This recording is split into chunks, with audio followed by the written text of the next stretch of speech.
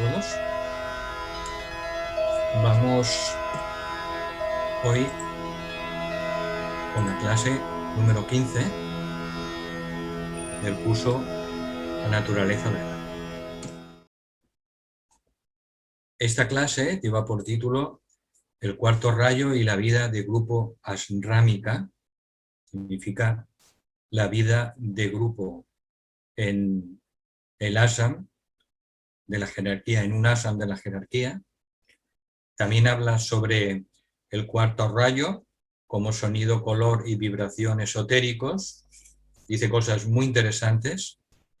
Y también se habla sobre la capacidad de armonizar como un prerequisito para acceder de modo consciente a la vida del ashram al cual estamos afiliados, al cual nuestra alma está afiliada, y describe lo que es un ashram y habla sobre los espejismos que hay en torno a lo que se conoce normalmente en el mundo exotérico sobre lo que es un ashram.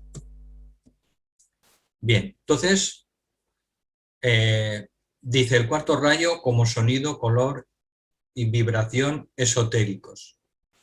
Dice el cuarto rayo de armonía, sabemos que es armonía a través del conflicto, en el planeta, en los seres humanos, porque el cuarto rayo de armonía fuera del planeta es rayo de armonía, no a través del conflicto, ¿de acuerdo? Pero como nuestro planeta es un planeta todavía no sagrado, decimos armonía a través del conflicto. Dice, en esencia es el sonido o vibración interna esotérica de Dios habitando en el cosmos manifestado. Esta vibración está presente dentro de todas las formas, es inherente a toda conciencia y está disponible para los discípulos tanto como energía y como una ley que puede ser manejada en servicio al plan. Lo que viene a decirnos es que cada forma, cada ser, cada cosa tiene en su interior un sonido que lo identifica y que es único e irrepetible. Los iniciados, como Kumar, que son capaces de dar un nombre a una persona que lo quiere cambiar su nombre y le da un nombre sería un nombre de acuerdo o en armonía con su alma, lo que hace el iniciado es escuchar ese sonido interno de esa persona y entonces escoge un nombre de acuerdo a esa vibración y a ese sonido. Y esto lo lleva a cabo la actividad del cuarto rayo. Entonces, la armonía oculta en el interior o la armonía que se puede sentir y ver, sea dentro o fuera, es una parte integral, esencial de todo lo que existe. Porque todo en su interior tiene esa nota, ese sonido interior de la armonía del cuarto rayo. No es necesario mirar más allá de la discordia para encontrar armonía. Está presente por igual en todas partes, en su esencia, en el alma de cada ser. Y se puede hacer visible a través del reconocimiento y la invocación de esa armonía. La capacidad de armonizar como un prerequisito para acceder de modo consciente a la vida ashrámica. Dice que para acceder conscientemente a la vida del ashram es necesario previamente desarrollar esa capacidad de armonizar. Luego veremos armonizarse con el alma, armonizar los cuerpos y también armonizar nuestro entorno. Dice, el discípulo probacionista aprende a invocar la armonía hacia la manifestación externa mediante la invocación de ese atributo del alma, porque nuestra alma siempre tiene esa armonía. Entonces, el probacionista aprende a invocar esa armonía, primero en su propia conciencia, la siente, la experimenta, luego es capaz de invocar esa armonía en sus tres cuerpos, produciendo efectos o fenómenos muy importantes cuando lo consigue, y finalmente la capacidad de invocar esa armonía del alma en nuestro mundo exterior, en nuestro entorno. De esa manera se dice que todo discípulo genera esa influencia áurica que hemos podido presentir en determinadas personas, que son las características de discípulos aceptados conscientemente en el ashram de un maestro. Y cuando eso sucede, pues ganamos el éxito de la iniciación y nos ganamos la entrada consciente dentro de la vida grupal del ashram.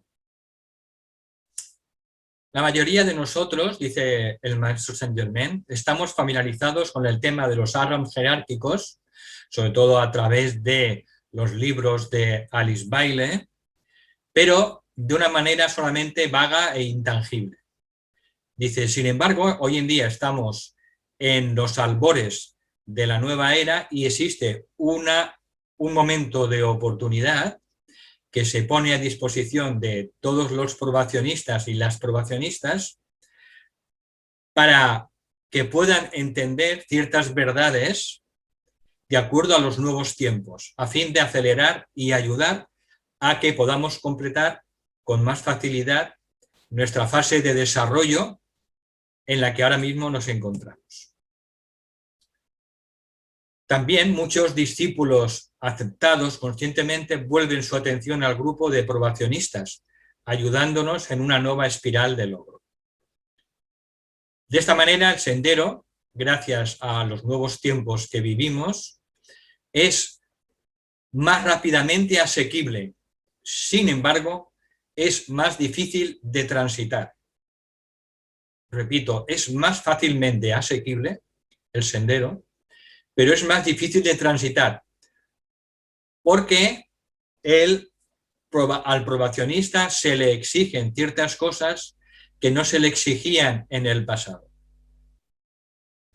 Sobre todo que sea capaz de afrontar las responsabilidades de servicio en el mundo y al mismo tiempo se les ofrece para que puedan llevar a cabo estas responsabilidades, este servicio en el mundo, también se les dan desde los círculos superiores esos medios necesarios.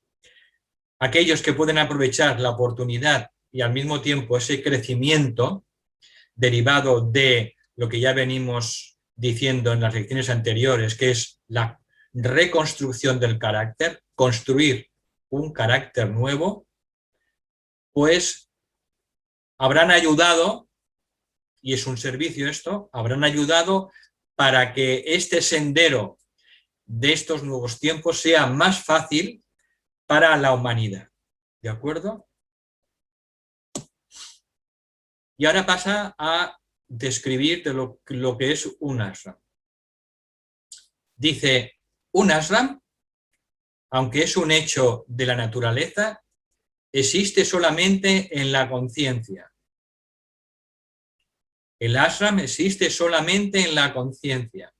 Y este es el primer concepto fundamental que da, de tres conceptos que luego veremos ahora. Ese es el primer concepto que impacta en la conciencia cerebral del aspirante a la iniciación y que le permite nacer dentro de la vida de grupo ashrámica.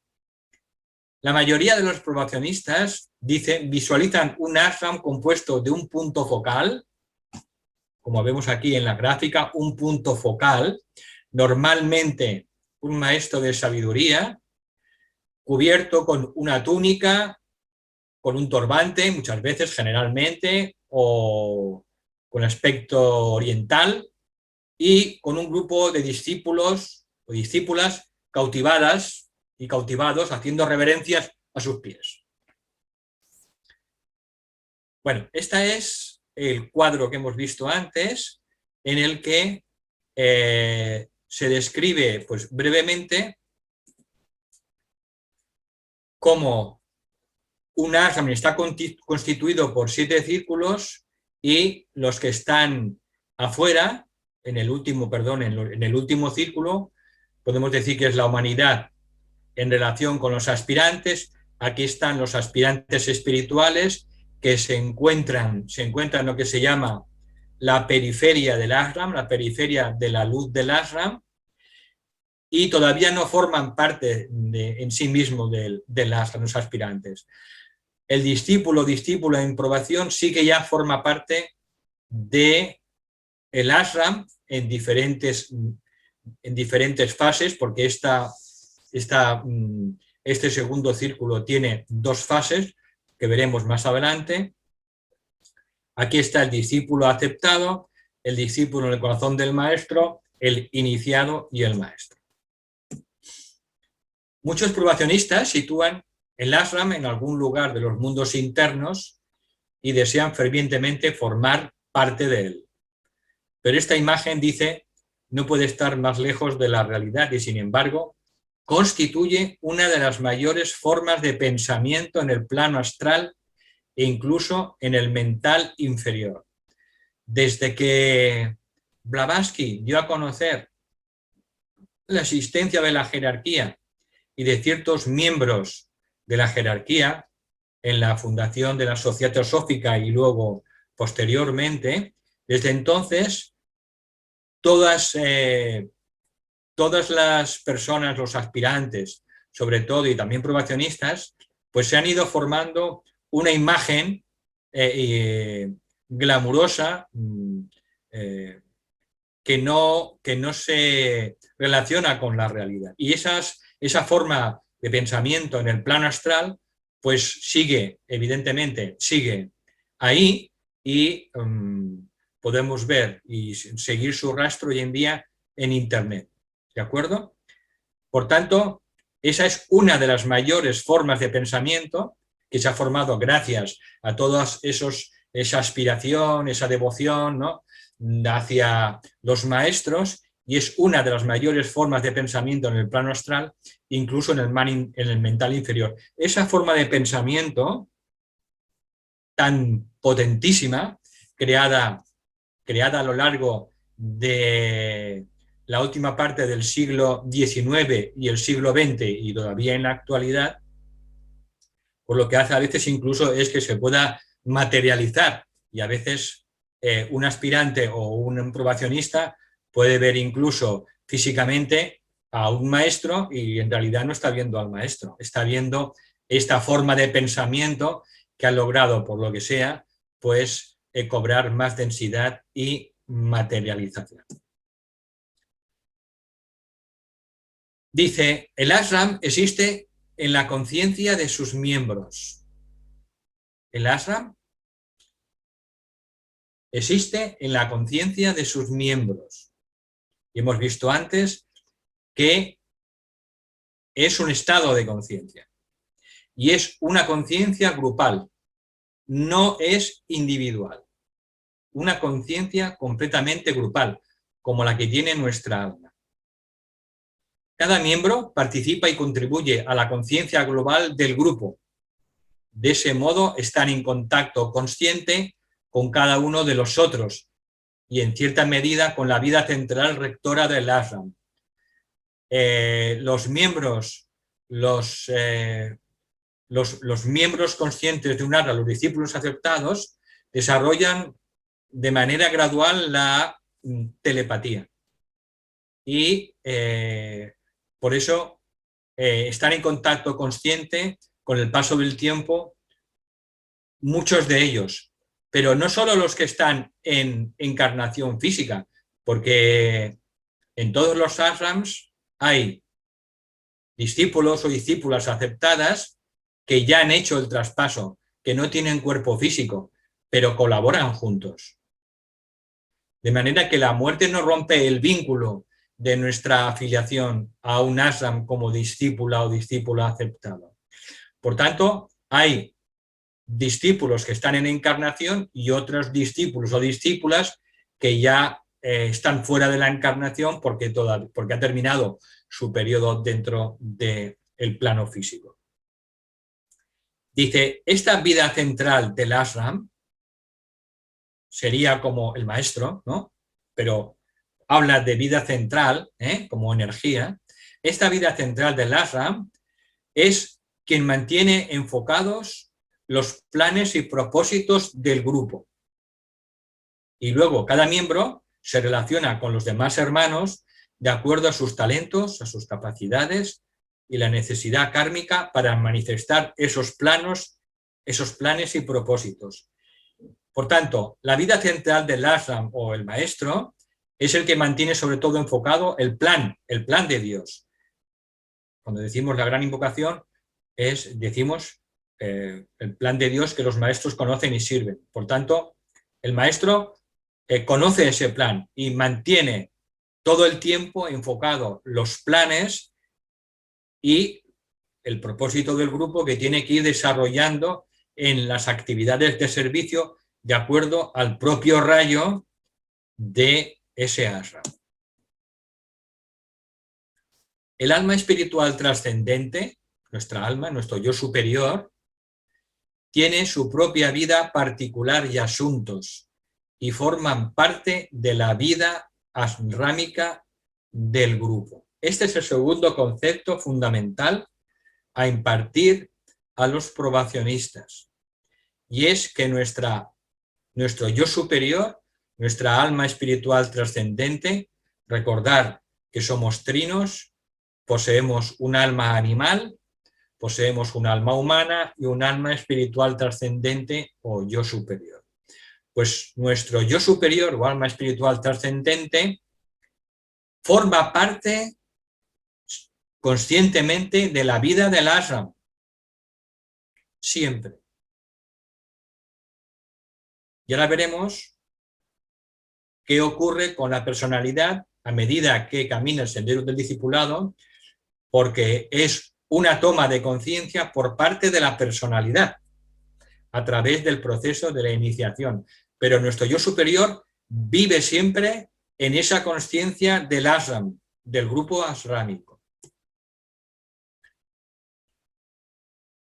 Nuestra alma espiritual, nuestro yo superior divino, funciona dentro de un ashram y no está esperando a ser admitido en la vida de grupo, sino que siempre forma parte de esa vida grupal. Entonces, ¿para qué sirve la iniciación? Pues la iniciación lo que sirve es para que la personalidad tome conciencia de ese estado en el que vive nuestra alma, nuestro yo superior, y esa toma de conciencia trae también la integración, la iluminación y el consecuente control de la personalidad. Y esto entonces hace que la personalidad también tome conciencia, igual que el alma la tiene siempre esa conciencia, de que la personalidad forma parte de esa vida ashrámica, de esa vida del ashram.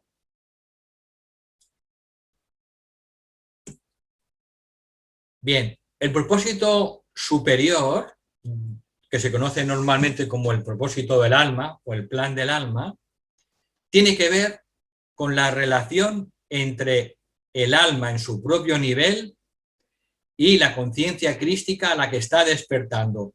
Nuestro yo superior también está aprendiendo y está aprendiendo a dar los pasos necesarios para alcanzar esa conciencia superior a la que tiene, que se le llama la conciencia crística, a la que está despertando. Entonces, como grupo, la vida grupal del ashram, que se compone, como hemos visto, de esos miembros y en diferentes grados, con esa conciencia central, esa vida central, que es el maestro, pues esa vida grupal del ashram es un enfoque de la conciencia del Cristo, una estrella, en un grupo de almas de determinado rayo, con un miembro de la jerarquía actuando como la vida central rectora. De manera que al conjunto de los grandes 7 ashrams, que está constituido en total por los 49 ashrams de la jerarquía, pues a ese gran ashram se le llama también el ashram de Maitreya, el ashram del Cristo. ¿Por qué? Porque el Cristo, Maitreya, en cada grupo de almas, en cada grupo ashrámico, pues tiene su conciencia y lo va siguiendo, lo va ayudando, lo va nutriendo, lo va protegiendo, además del trabajo que hacen los propios miembros de la jerarquía. Por tanto, ese conjunto de ashrams, los 49 ashrams de la jerarquía, pues son ese enfoque de la conciencia del Cristo de Maitreya. El plan divino, tal y como lo mantiene enfocado el Cristo, el plan divino es precipitado en el ashram, en cada ashram, y cada ashram pues se tiene que encargar de desarrollar determinados aspectos del plan de Dios. Entonces, ese plan divino, tal como lo tiene enfocado el Cristo, se precipita en cada ashram donde los miembros, como conciencia grupal, tienen el encargo de llevarlo a cabo, de manifestarlo en relación con las necesidades de la humanidad en cada época, en cada tiempo y lugar. Ese plan divino es un estado de conciencia al que también en este curso se le llama como el Cristo, ¿de acuerdo? De manera que la palabra el Cristo tiene diversas acepciones. Una sería personal, como Maitreya, el maestro de maestros, el maestro de ángeles y hombres, el ser humano que más lejos ha llegado en la evolución actual, pero también se le llama al plan divino como el Cristo. Y este es el plan para la humanidad. El plan consiste en que cada miembro de la humanidad evolucione de manera gradual y segura hasta su identificación consciente con el Cristo y que despliegue a través de la experiencia pues todo el potencial crístico que lleva dentro.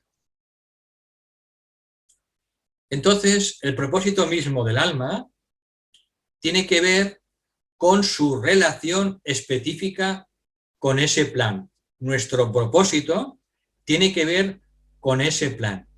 Y a través de una serie de encarnaciones, pues ese discípulo o discípula, pues lo que harán será contribuir a que el plan divino se vaya manifestando de manera progresiva en el mundo físico. El plan de Dios se tiene que manifestar físicamente. Entonces, el alma espiritual trascendente se interesa por la humanidad, tanto a nivel colectivo como individual, de manera que cada alma espiritual trascendente, cada yo superior, se interesa por la humanidad, por la familia humana, tanto a nivel colectivo, pero también a nivel con cada hermano y hermana de alma que nos encontramos. Pero no le interesa lo que es el yo. En otras palabras, el propósito de nuestra alma tiene que ver tanto con la humanidad como familia global, como con el hermano individual, pero no con los propios logros. Ese es el estado de conciencia del alma espiritual trascendente. Y este es el tercer concepto fundamental que imparte el maestro Saint Germain, que es que el propósito de nuestra alma se relaciona con el plan para la humanidad y ese propósito pues nos va a ayudar a servir a ese plan cada vez mejor en tiempo y lugar apropiados.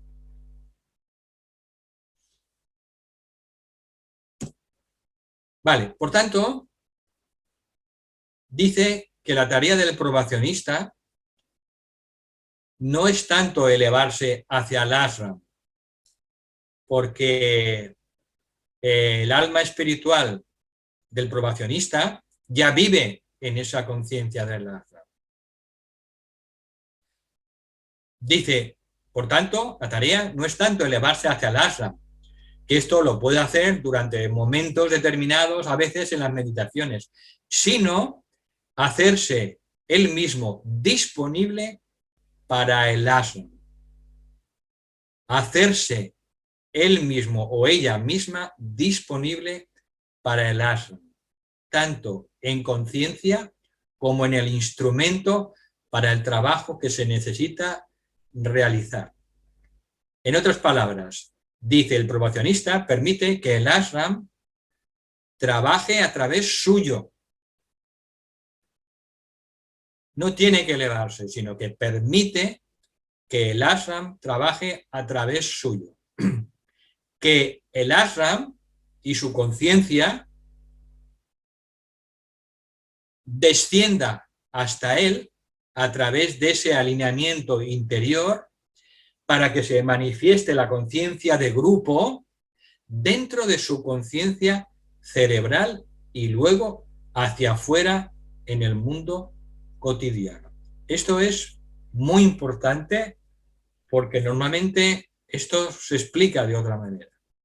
Y esto es una aclaración importantísima. El probacionista permite que el ashram trabaje a través suyo. No es tanto elevarse hacia el ashram. Aquí he resumido los tres conceptos fundamentales nuevos que aporta esta lección. Dice, un ashram existe solamente en la conciencia de sus miembros y es una conciencia grupal. 2. El alma espiritual, en su propio nivel, forma parte de la vida ashrámica del grupo, desde siempre. Y 3. El propósito del alma tiene que ver tanto con la humanidad global como con el hermano individual y no con los propios logros. De este modo, en vez de ser un discípulo aceptado, es un discípulo que acepta ser una avanzada de la conciencia del maestro. En vez de ser un discípulo aceptado, es un discípulo que acepta ser una avanzada de la conciencia del maestro. Y aquí es donde empieza a hablar de la importancia y la aplicación del cuarto rayo de armonía. Dice, el probacionista invoca específicamente el cuarto rayo de armonía a medida que entra en el estado de crecimiento que hemos descrito interiormente. Esto va dirigido para el probacionista, no para el discípulo ya aceptado.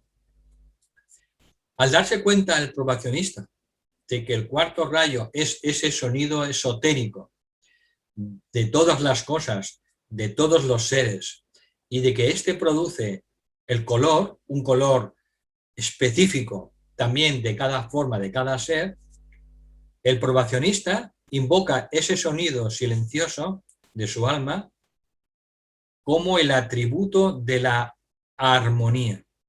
Invoca ese sonido del alma como el atributo de armonía, produciendo un color dentro de su conciencia cerebral.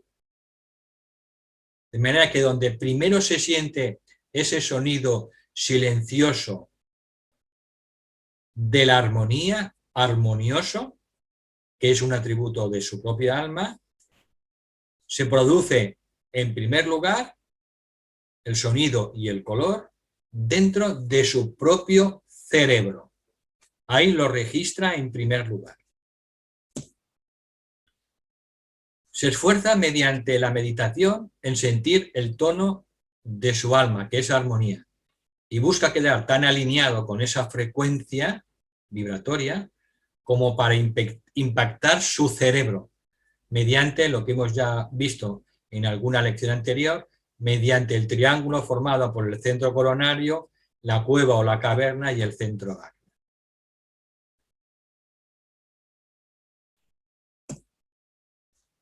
El color esotérico tiene que ver con la cualidad del cuarto rayo. En la mente es una especie de visión tan amplia e inclusiva, ese rayo de armonía que borra todo prejuicio, borra todo ánimo de crítica, borra toda regla estrecha y comportamiento cristalizado. Esa vibración, ese sonido, ese color del cuarto rayo de armonía borra todo lo que es estrecho a nivel mental, que obstaculiza. De este modo, la vida interna del pensamiento se limpia, se purifica de cualquier sonido discordante y irradia el color dorado de la sabiduría. Durante esta etapa, el probacionista utiliza la ley de la paradoja que vimos en la lección anterior, viendo la verdad en sus múltiples facetas y aspectos. Se da cuenta de que todo contiene un germen de verdad y todas las personas también, pues, tienen esa apariencia, pero detrás está su alma. De tal modo que le resulta imposible condenar a un hombre o situación y solo permanece esa comprensión dorada que es sabiduría. Entonces, cuando el cuarto rayo, que es el atributo de nuestra alma, pues se sintoniza en la conciencia cerebral, produce no solo la sabiduría, sino también la paz mental.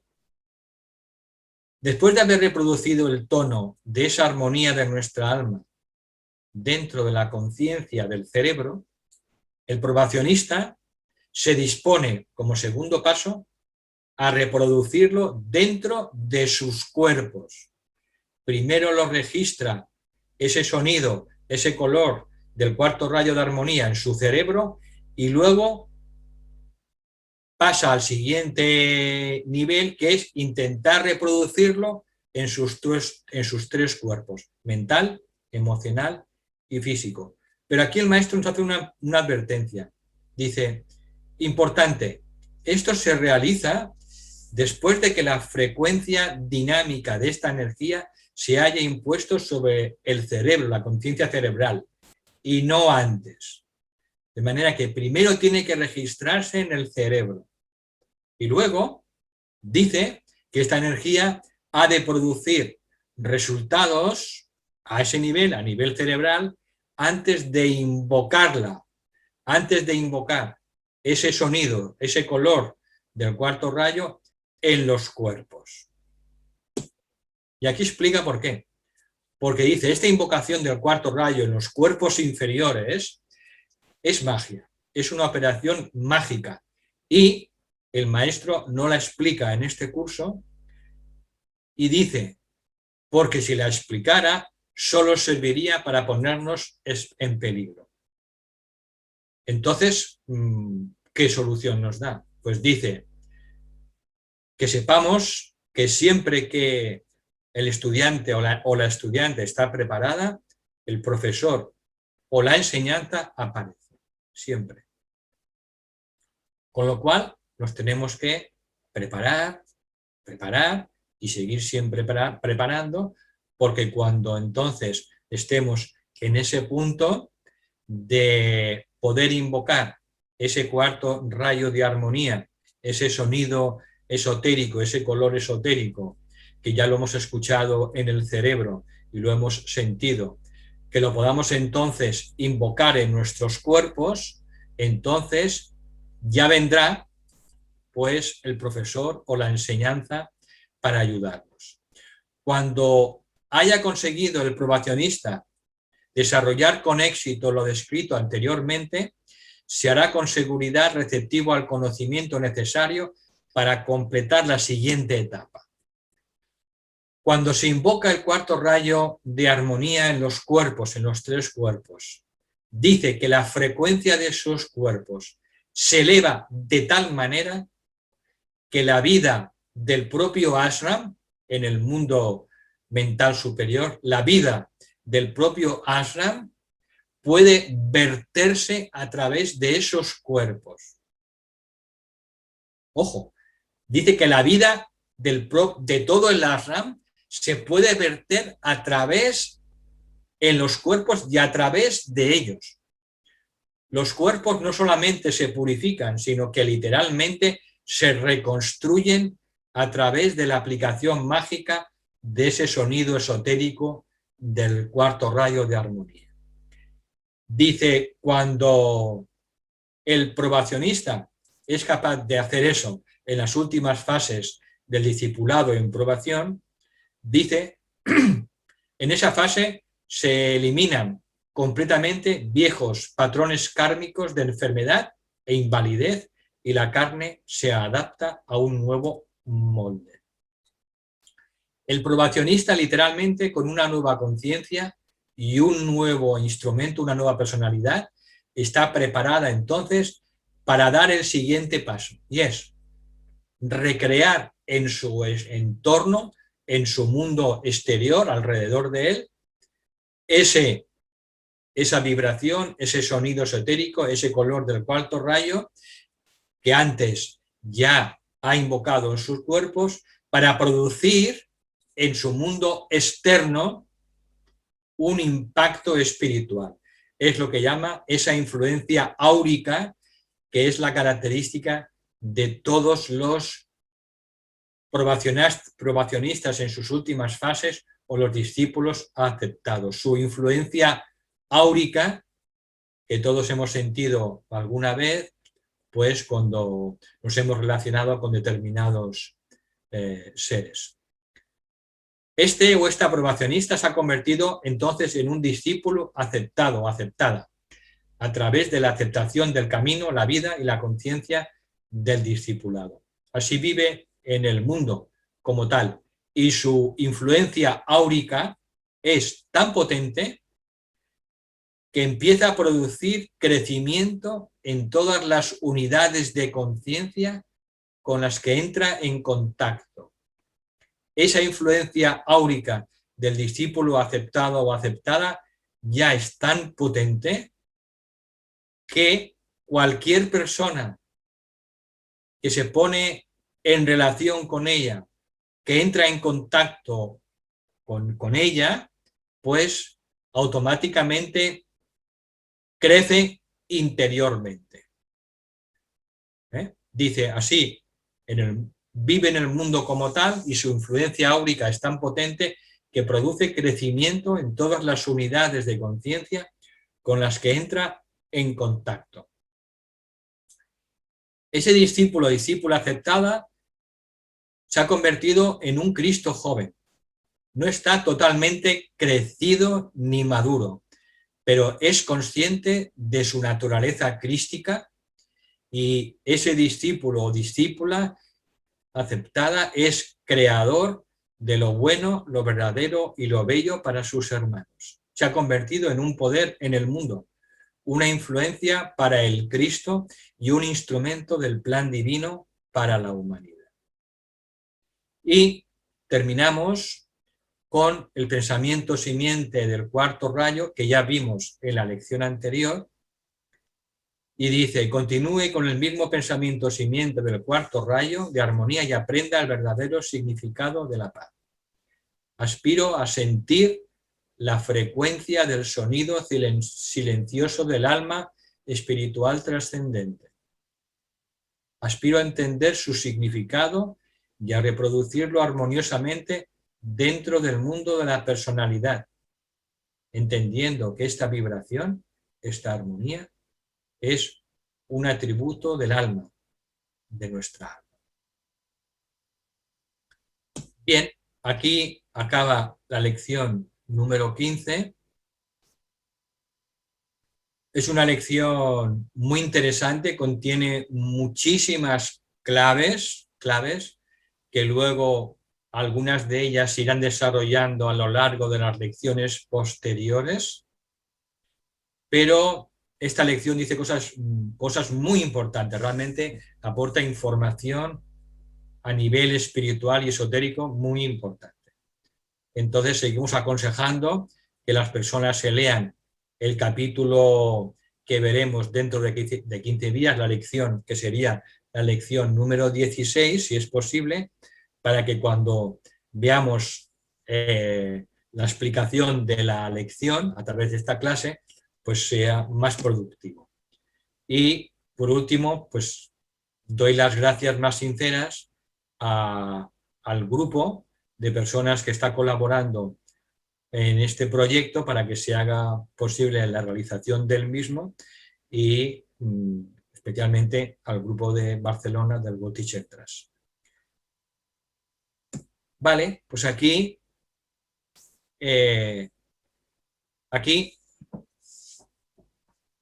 podéis entonces a partir de ahora hacer las preguntas,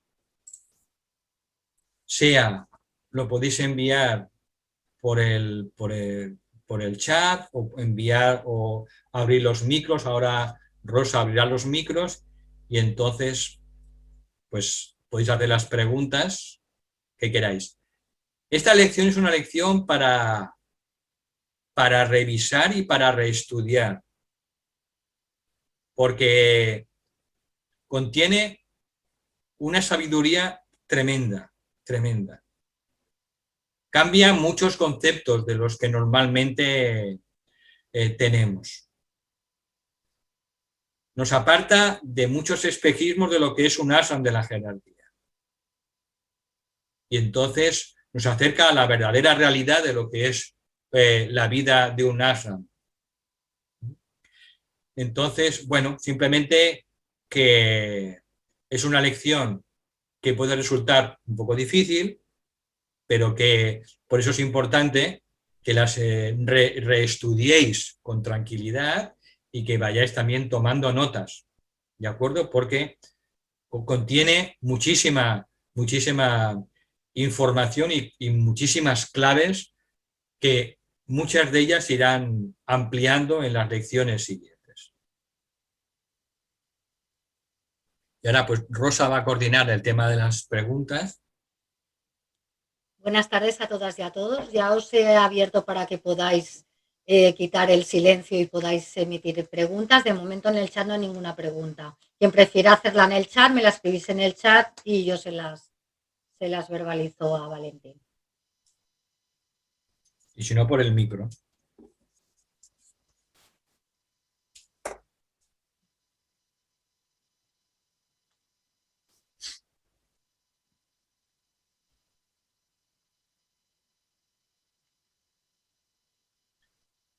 ¿Está todo claro?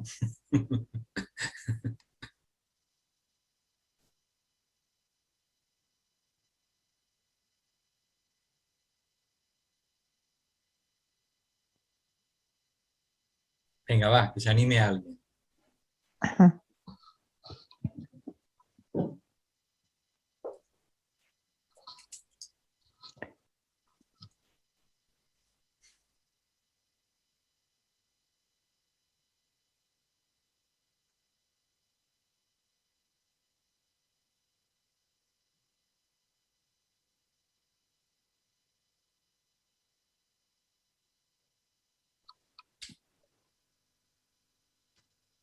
Valentín, la primera pregunta.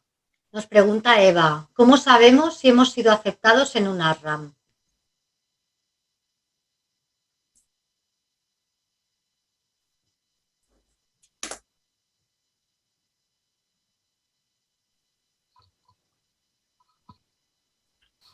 Todas las personas que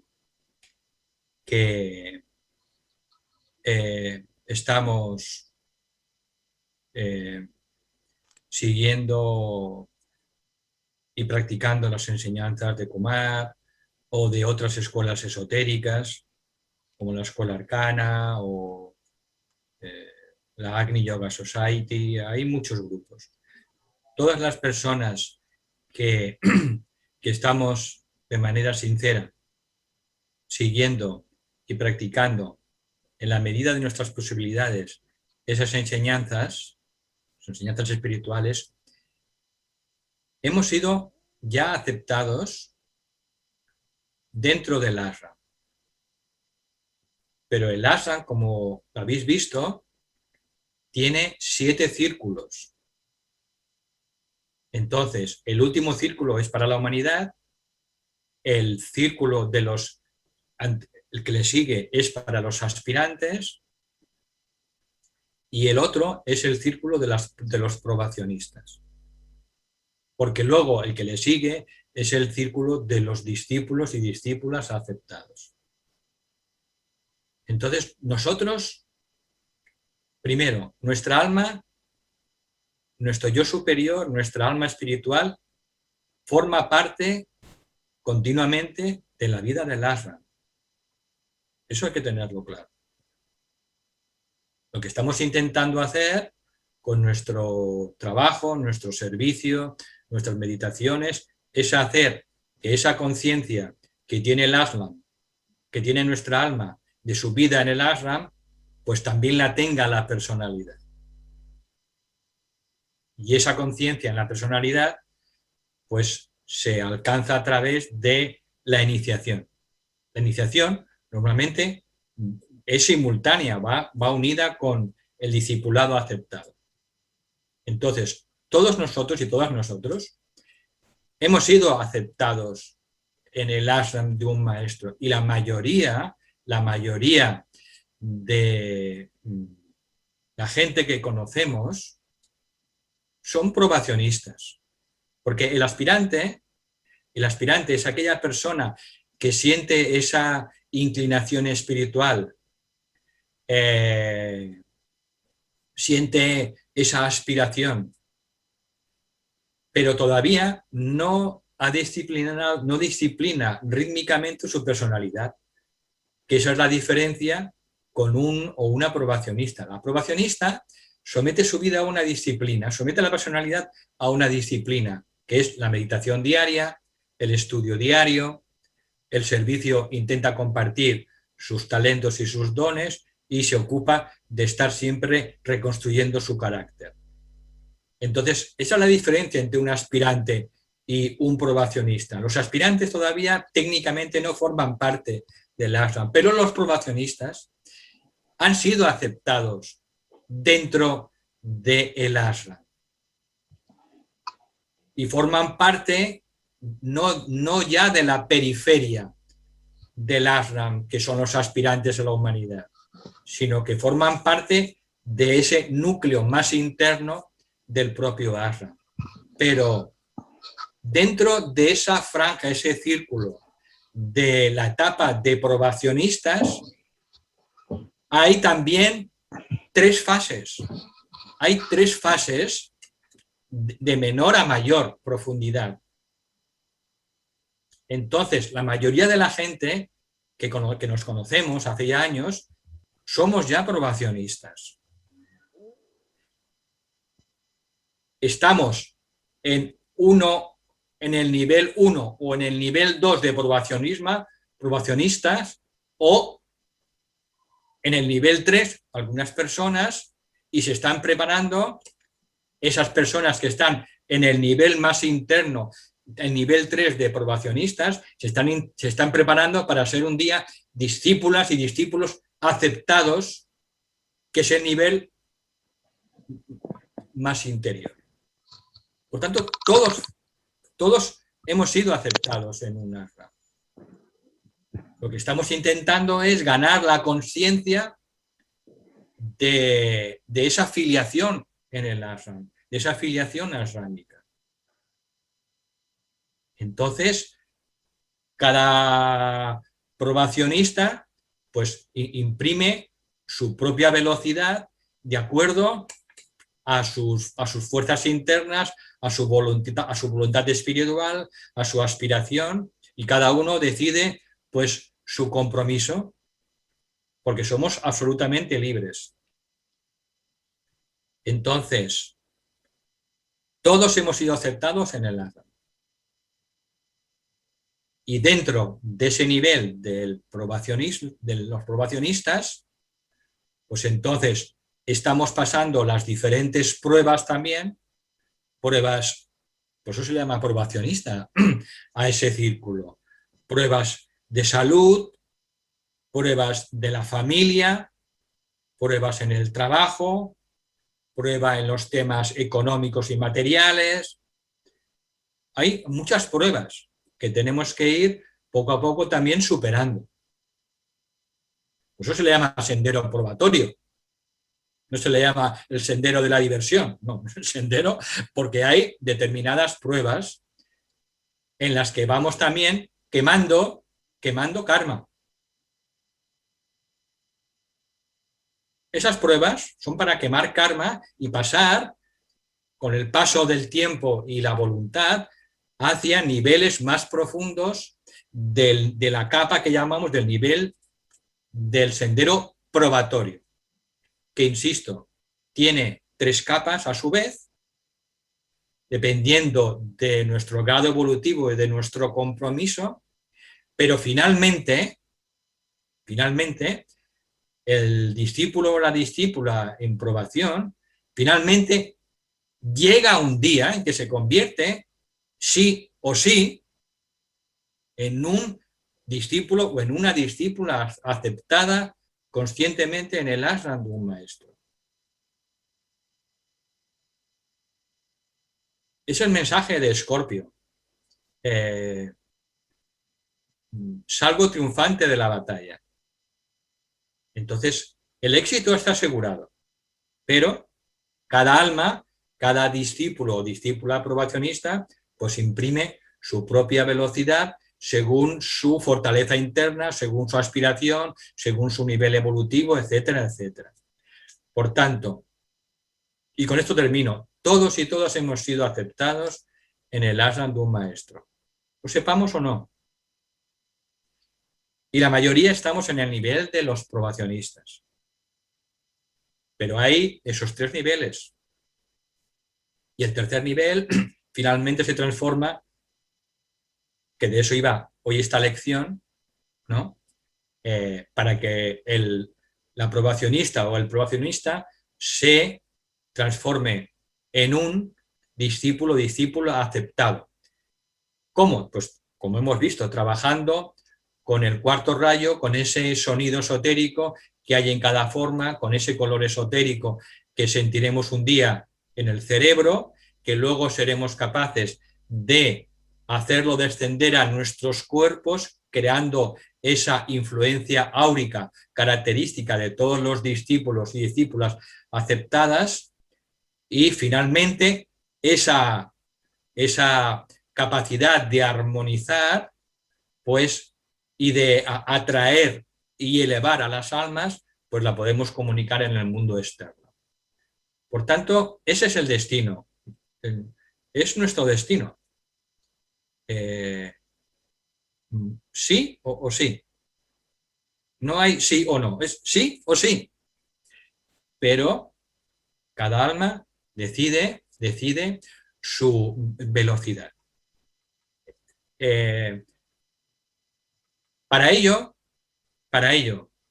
pues nuestra alma forma parte de uno de los 7 ashram, de acuerdo a nuestro rayo del alma, que ya hemos visto en clases anteriores, y para cumplir nuestra misión y cumplir nuestro aprendizaje en esta encarnación, nuestra alma diseñó un equipo con los rayos de la personalidad, el rayo de la mente, el rayo de las emociones y el rayo del cuerpo físico. Ella diseñó este equipo de rayos para obtener las experiencias que debíamos también tener y también siempre pulir algo del karma.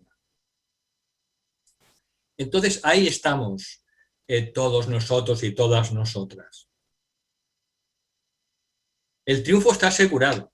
¿Por qué? Porque somos hijas e hijas de Dios. Y nuestro ser, que es el yo superior, el alma espiritual trascendente, ya forma parte del ashram de un maestro. Pero todo el trabajo que tenemos que hacer es para que esa conciencia del alma descienda al cerebro y a los 3 cuerpos finalmente, pudiéndolos transformar en algo que hemos podido a veces pues comprobar, pues cuando nos hemos a veces relacionado con Kumar o con algún otro ser, ¿no? Pues que uno nota esa influencia áurica. ¿Por qué? Porque el ashram está trabajando a través de ese ser, de ese discípulo o discípula aceptado o iniciado. El ashram mismo está trabajando a través de esa persona. Notamos esa influencia áurica que sobrepasa a esa persona. ¿Por qué? Porque es que el propio ashram está utilizando los vehículos, los cuerpos de esa persona, de ese discípulo o discípulo aceptado o ya iniciado, para elevar a todas las personas con las que entra en contacto esa persona.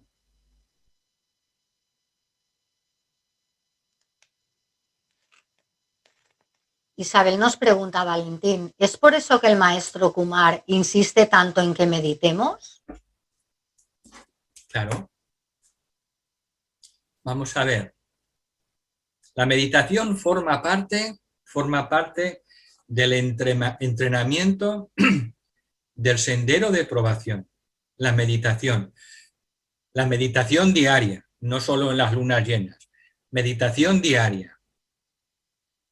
1 o 2 veces, como uno lo sienta, pero una vez al día tenemos que hacer meditación en la línea esotérica. Luego, tenemos que cada día dedicar un poco al estudio de los libros sagrados o esotéricos para que eleven nuestra frecuencia a nivel mental, y tenemos que ayudar a los demás, tenemos que hacer servicio, tenemos que compartir, porque ese servicio es la vida de nuestra alma. Mientras somos espiritualmente egoístas, porque queremos elevarnos, somos todavía siempre aspirantes. En el sendero de probación, y más en el discipulado, digamos, lo que ocurre es que cada vez más pensamos menos en nosotros y pensamos más y más en lo que necesita el mundo. Y cada vez más va absorbiendo cada vez más nuestro interés continuamente lo que podemos hacer por el mundo, lo que podemos hacer por los demás. Y ese es nuestro interés. Y nos olvidamos de nosotros o de nosotras, nos olvidamos de nuestra realización, nos olvidamos de nuestro desarrollo espiritual, nos olvidamos. Porque eso, al fin y al cabo, recordad, eso es egoísmo espiritual. Entonces, cuando nuestra mente y nuestro corazón está cada vez más y más absorbido para servir a los demás y para ayudar a la jerarquía y ayudar al plan de Dios, y menos en nosotros, pues, y vamos meditando, vamos estudiando, nos vamos puliendo el carácter, evidentemente, pues cada vez más, pues vamos pasito a pasito recorriendo esa franja del sendero probatorio, que técnicamente tiene 3 fases.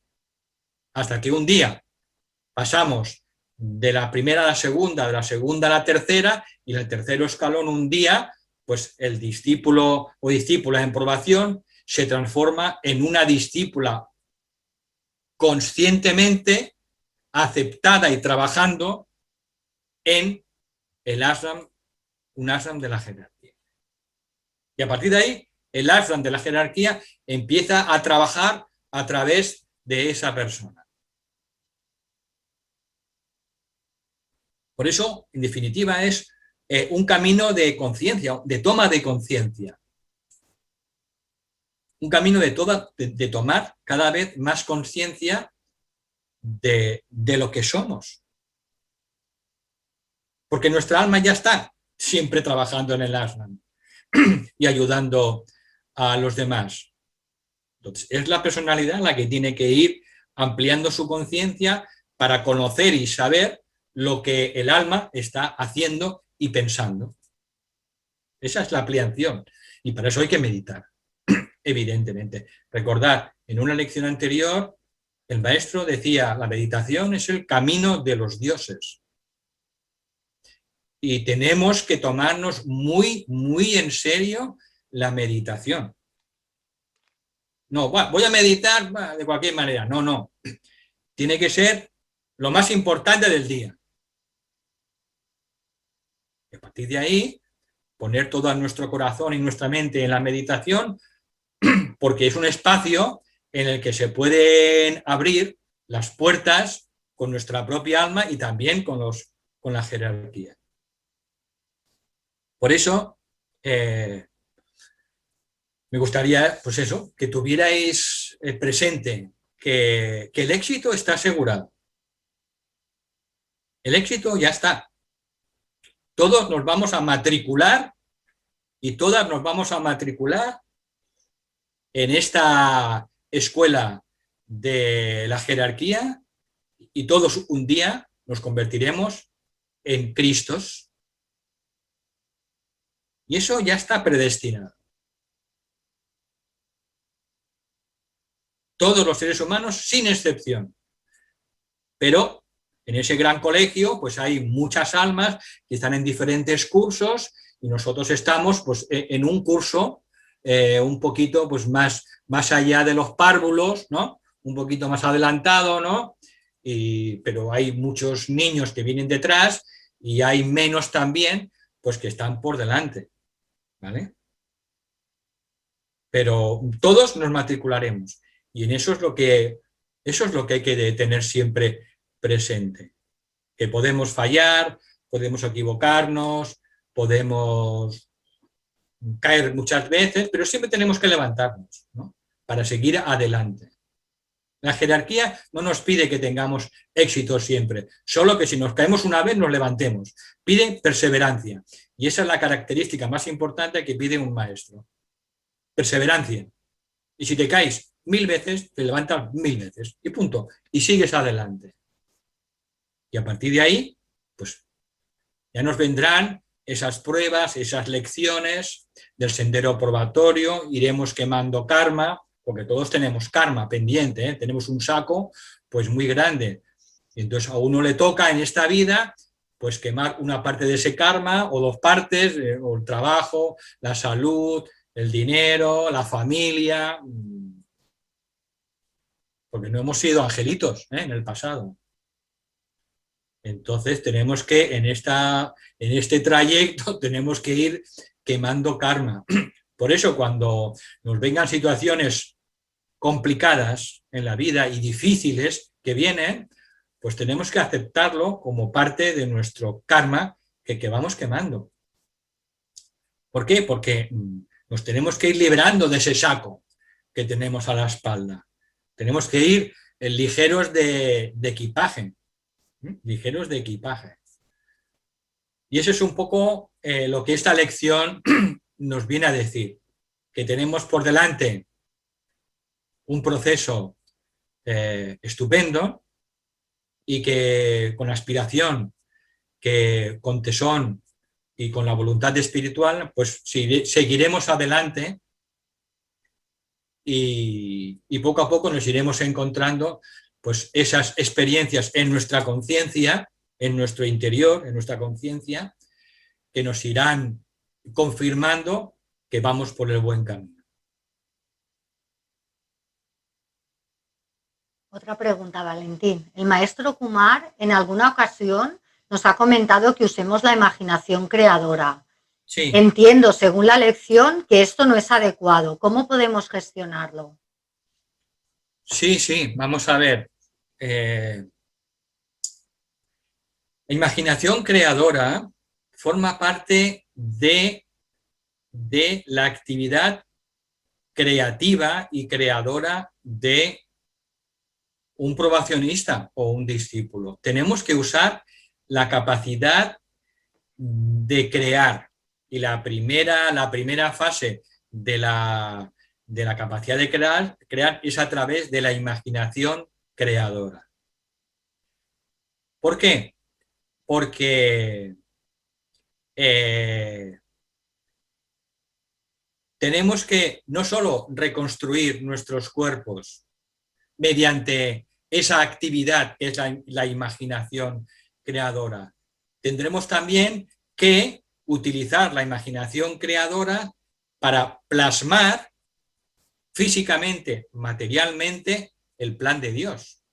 ¿Cómo si no vamos a plasmar el plan de Dios? Primero tenemos que imaginarlo, captarlo, y poco a poco, mediante esa imaginación creadora, tenemos que llevarlo poco a poco a través de esas actividades de servicio a la manifestación. Y para eso se necesita la imaginación creadora. Sin imaginación creadora no podemos trabajar con la mente.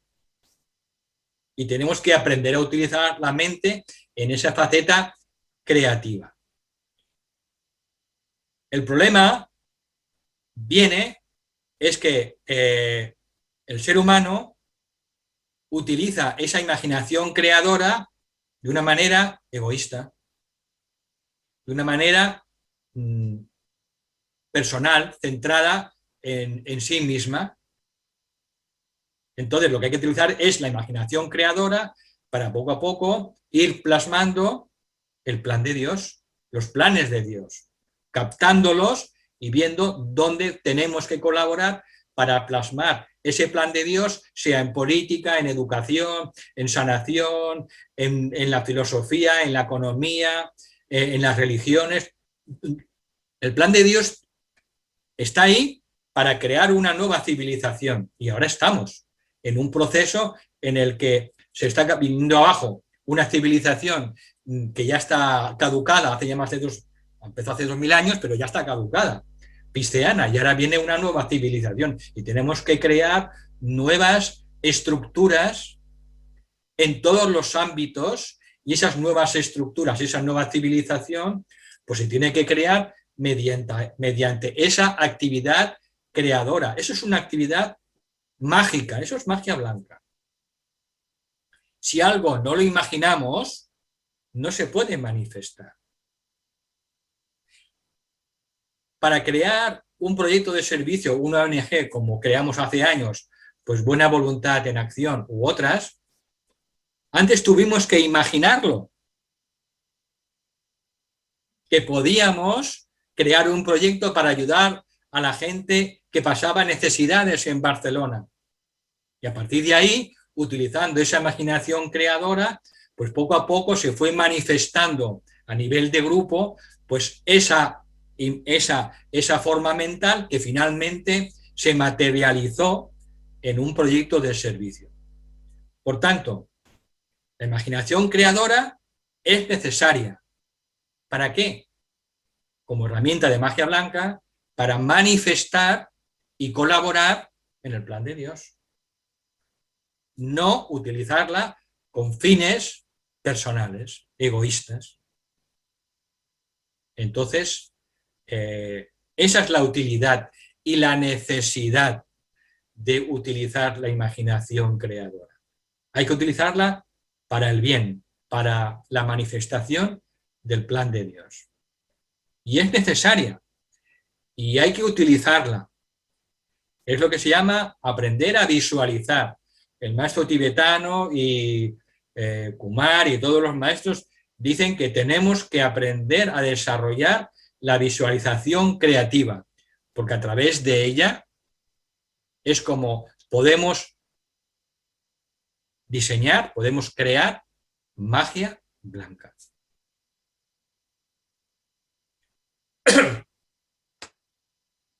Llegamos a la última pregunta, Valentín. Nos pregunta Marta, ¿la conciencia de grupo y el propósito divino de un ashram podríamos verlo expresado en el mundo real, en algunos grupos, pero desde la imperfección? ¿Podrías hablar un poco más de esto y dar algún símil?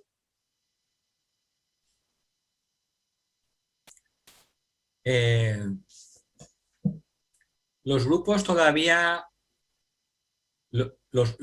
todavía a nivel físico, a nivel mundial, no son capaces de expresar la dinámica de un ashram, de la jerarquía. Todavía no son capaces. ningún grupo. El tibetano hizo un experimento a mediados del siglo XX, durante una serie de años. Eso está expuesto en el trabajo El discipulado en la nueva era, e intentó crear esos grupos simientes, y al final tiró la toalla, porque no estaban preparados y eran discípulos y discípulas pues, del nivel casi de Alice Bailey. Entonces, hoy en día no existen grupos que sean capaces de reflejar el funcionamiento de un ashram de la jerarquía, físicamente. Llegará con el tiempo, llegará, evidentemente, pero todavía no somos capaces. ¿Por qué? Bueno, porque todavía nos falta desarrollar la consciencia. Nos falta desarrollar la consciencia. Los grupos están integrados por muchas personas en diferentes grados evolutivos. Están formados por aspirantes, están formados por probacionistas del primer nivel, del segundo nivel o del tercer nivel, y alguna discípula aceptada. Muy pocos. Poquísimos. Entonces, como grupo organizado, eso no es posible. Por la propia dinámica de los grupos actuales. Entonces, eso, con el paso de los años, se podrá establecer en pequeños grupos en el que todos tengan un nivel de discípulo o discípulas aceptados. Y eso llegará, pero todavía no ha llegado, estamos en proceso. Estamos en proceso.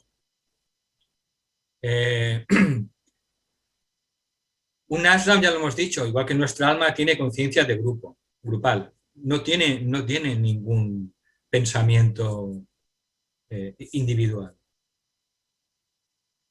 No existe la individualidad. Tenemos individualidad, pero nuestra conciencia no es individual, no es personal, es grupal. Entonces, hasta llegar a ese nivel, pues fijaros lo que nos falta todavía. Hay que trabajar mucho y eso llegará en el futuro. Pero bueno, no nos tiene que preocupar de momento. Tenemos bastante trabajo por delante, yo creo, con nuestro propio trabajo personal. Y a partir de ahí, pues, bueno, iremos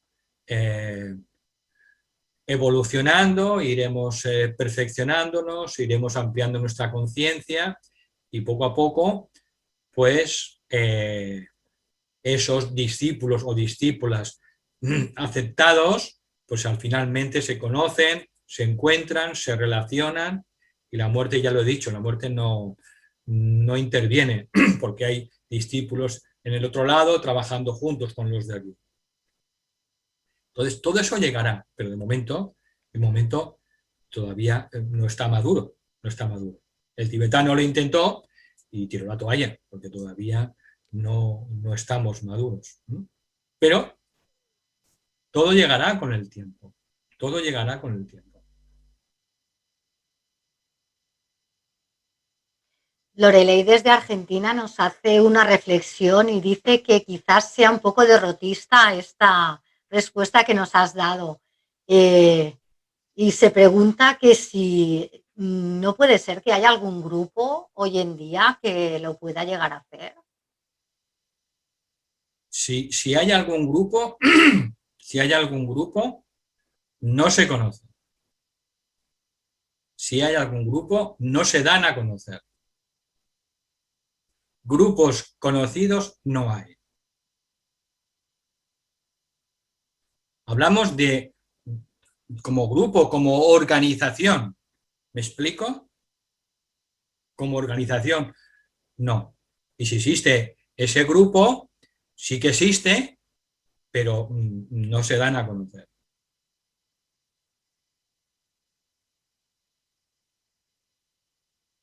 No es derrotista, es simplemente aceptar dónde estamos todavía la mayoría de aspirantes o probacionistas, dónde estamos, simplemente.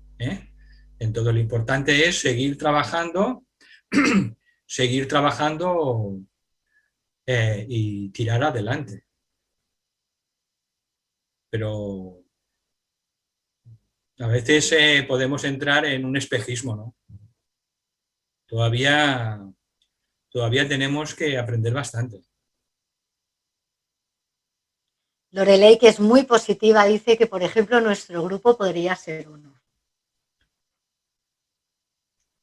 En el futuro sí. En el futuro sí. Todavía no, es mi opinión. Yo respeto profundamente todas las opiniones. Bueno, nos podemos poner a estudiar tantísimo, Valentín, que te vamos a demostrar de que somos un grupo súper bueno y que lo alcanzaremos. Bueno, que no, pero no hay que estudiar. No hay que estudiar tanto. Lo que hay es que aplicar todo lo que vamos aprendiendo, sea en los libros o en las clases o con quien sea. La clave está en aplicar ese conocimiento, esa sabiduría para transformarnos. Ojo, porque leer mucho también es un espejismo.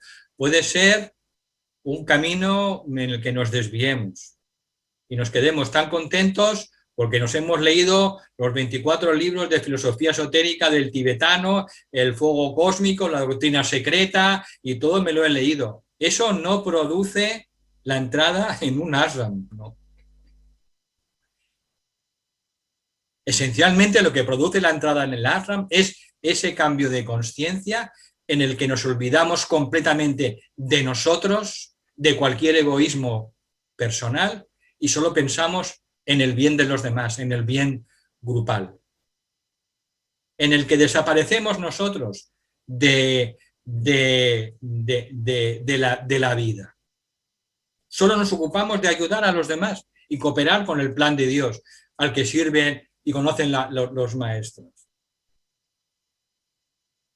Por eso, insisto, y ya con esto terminamos, es muy importante, más que estudiar, poder aplicar todo lo que vamos aprendiendo en la vida, aplicarlo en nosotros y también asumir cada vez más responsabilidades en el servicio a los demás y al plan de Dios. Que cada uno se pregunte, ¿no puedo hacer algo más? ¿No puedo ser más intenso o intensa en mis meditaciones? ¿Cuánto tiempo le dedico a cosas que a lo mejor no son realmente útiles ni efectivas a la jerarquía?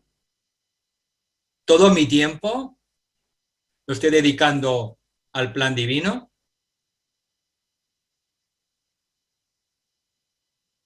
Son preguntas que tenemos que irnos haciendo, y esas preguntas pues tenemos que de manera sincera irles dando respuesta para cada vez pues ser personas más comprometidas a nuestro ritmo. Porque no tenemos que seguir a nadie, tenemos que ir a nuestro propio ritmo. Y al mismo tiempo intentar disfrutar del viaje simultáneamente. Que nunca nos olvidemos de disfrutar del viaje, porque si nos olvidamos de disfrutar del viaje, entonces ¿para qué hacemos esto? ¿Para qué viajamos? Para nada.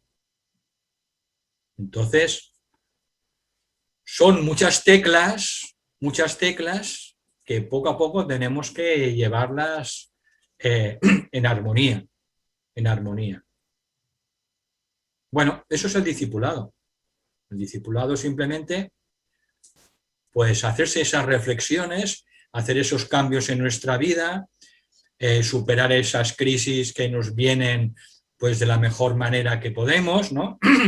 Y estar siempre más bien pues pendientes de lo que podemos hacer por los demás, más de lo que podemos hacer para nuestro propio ombligo. Esa es la clave. Bueno, lo dejamos aquí, si os parece bien. Muchísimas gracias por vuestra atención y si tenéis alguna duda, pues yo os invito a volver a reestudiar la lección número 15, que tiene muchísimas claves para caminar de una manera más firme dentro del sendero de probación en el que estamos. Muchas gracias. Gracias a ti.